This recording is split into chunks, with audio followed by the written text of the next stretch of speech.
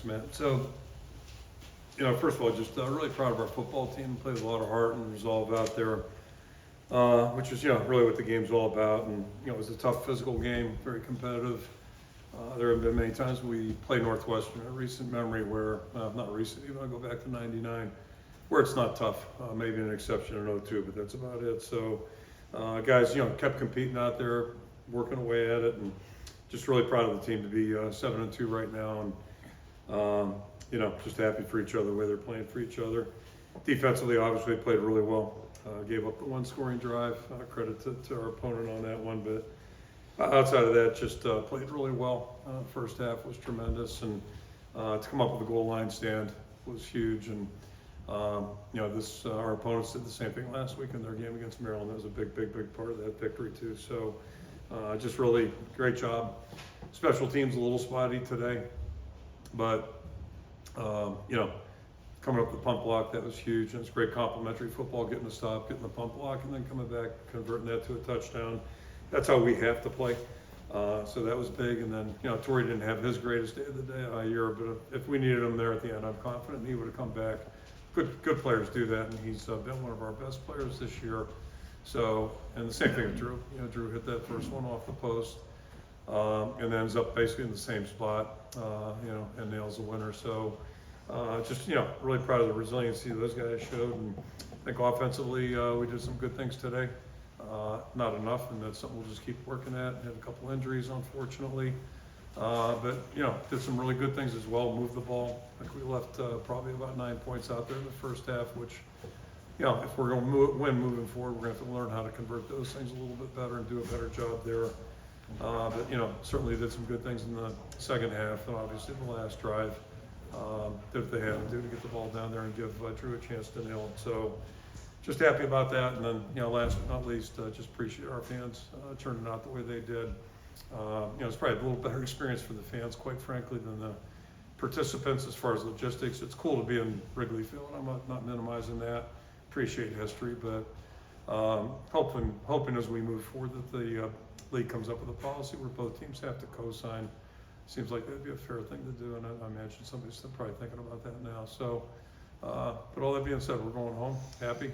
I got 7 wins, and that makes the bus ride a little bit easier for us. So I'll throw it out for questions. Kirk, this was a trying week for everybody and with the program, yet your players seem to respond the way they always do.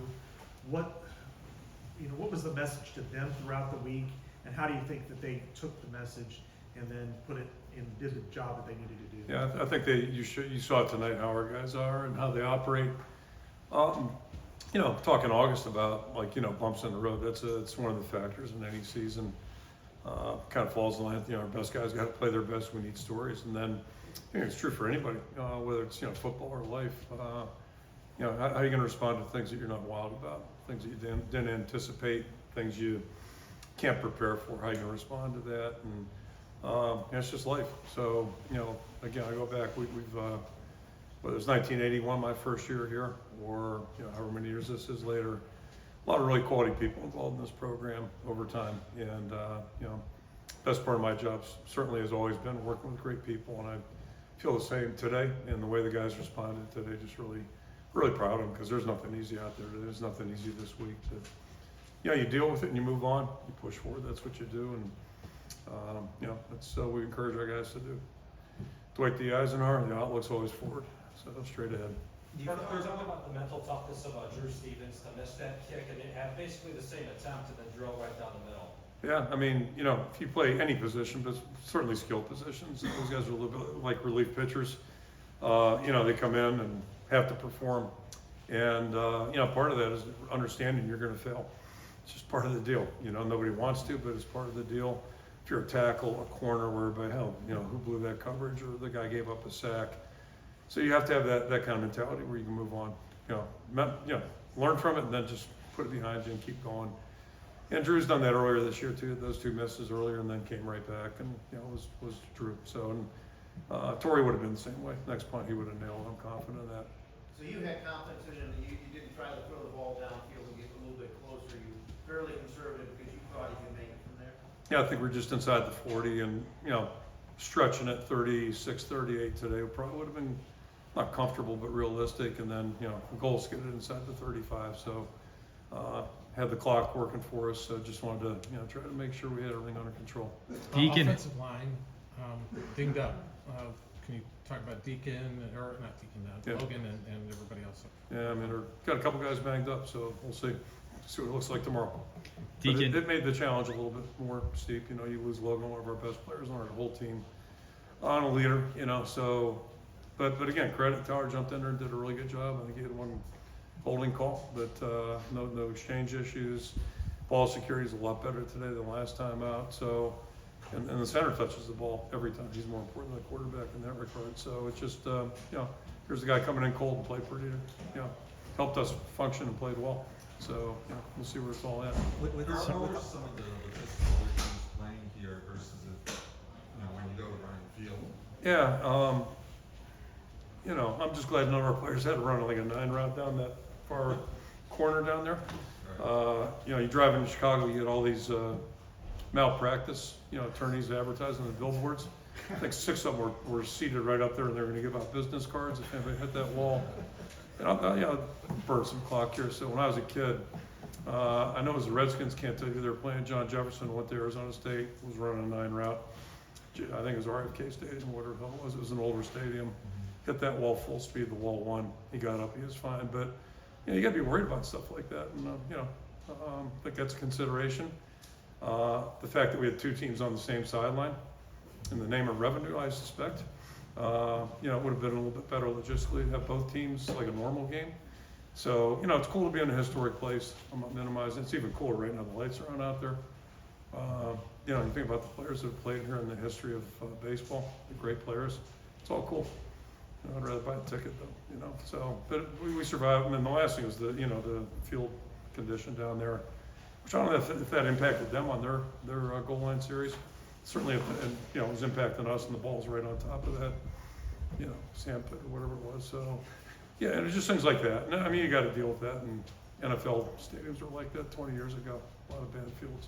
Since the end of the Minnesota game, there's been a lot of emotions, and but you guys haven't even played a game. Like, was there any relief of just like getting back to being able to play a game, or did it just kind of feel like any normal? Oh yeah, I mean, you want to go out and at some point you want to get back out there and go. So, you know, and you just never know how people are going to react to anything, right? I mean, we all know that in just real life. I'm not talking about sports. So certainly in sports, you know, it could be a really good response. It could be the other way too. But you just like to bank on who you're working with and figure it's going to be okay. Deacon Yeah, had a that. receiver who made a big play, who, Yep. punt blocker, Yep. Ostrenga. Yep. It's game 9, and it looks like some guys are popping up. Yeah, I mean, part of the, you know, how you respond to the bumps, next man stories. And, you know, I just realized we got a lot of guys doing things out there that really don't have a real impressive resume in terms of college experience. Caleb, you know, last year's his first year playing receiver, and I think he was on the scout team. He went with us, but he was a high school running back, a really good one. But, you know, you have to learn how to play a position. Strang is a second-year guy. Ontario, you know, basically was injured here, but he's learning on the run. And I've been saying that about Deacon. You know, Deacon hasn't played a hell of a lot of football, especially whatever league he played out there in 20, out there during the pandemic. So, you know, the trade deadline in the NFL, it's over. So, I mean, it's just, we play the guys we got. And the thing I can tell you, all these guys are really working hard. So it's good to see their efforts get rewarded a little bit. And all those guys I just mentioned, there's other guys too. And that's part of it. You know, now we got a couple other guys hurt, so other guys got to jump in and, you know, get it done, help out. Deacon had Cooper that. DeJean Yeah. seeing some time on offense. What kind of went into the decision to try that out, and is that something that people can expect to see kind of consistently moving forward? Well, we'll see. I mean, I can tell you what the fear is. You know, is we only got one of them, and take him out of our defensive equation. I think you guys have figured it out right now. We're probably a little better on defense and special teams, and you know, offensively we're trying to move the needle forward and what have you. So, but you know, you take a key player out, just like you take Lachey or Eric Hall out, things change. So, you know, it's a decision you got to make, and you got to try to weigh and measure. And hindsight's gonna be a lot better, no matter what. But yeah, we could have done that with Micah Hyde. Could have done that with Cooper. I mean, we've had several guys like that, but it just, you know, you gotta be smart and think about the big picture. Deacon had that first half interception, I think a fumble that got recovered, but then he comes back, has that touchdown pass, has that pass to Caleb Brown on that last drive. Just thoughts on his performance. Hopefully it does a lot for his confidence. And again, coaches can't hand confidence to guys. You just can't do it. You can't buy it. You can't go to the store on the internet, and you know, social media buddies can't give it to you. So hopefully it'll help his confidence. Because yeah, the interception is not a good play, not a good throw, not a good decision. And I'm not trying to slam him, but it just, he knows that. Like, it was just a bad play. And then the strip, you know, it takes more than, ball security is usually more than one guy. But to come back in the second half and do some of the things he did, that's really encouraging. And hopefully this will give him a little confidence. And, you know, life's a lot different if we can complete a couple 20-yard passes, things like that. It just helps open things up a little bit. So, yeah, we've been chipping away day by day. There's no magic formula, no magic panacea, and just keep chipping away, and hopefully it starts to show a little bit out there in terms of performance. You walk away today alone in first place in Big Ten West. I totally realize there's 3 games left, but what does it mean to you in the program to be in that position, you know, in mid-November? Yeah, as far as the conference, I mean, the whole month of November, college football, if you're in college football, month of November really defines you, just like NFL used to be December. I guess now it's December, January. They keep pushing the schedule back, but you know, you find out what's what, who's who, and that's usually how you get remembered. So somehow, some way, you got to find a way in November. And this is 1 out of 4. It's a 4-lap race right now. So it's 1 out of 4, and happy about that, and just happy to be at 7. We'd rather be at 9, but we're not. And we're not looking back. We're looking that way. So, you know, we'll enjoy this on the 4-hour ride home if we can get out of Chicago without a big delay. I'm pretty sure our fans aren't going to be on the road. They're probably having a good time right now. So, you know, hopefully we drive right by them, and, you know, we'll enjoy the ride home and then see what things look like tomorrow. All right, thank you, Coach.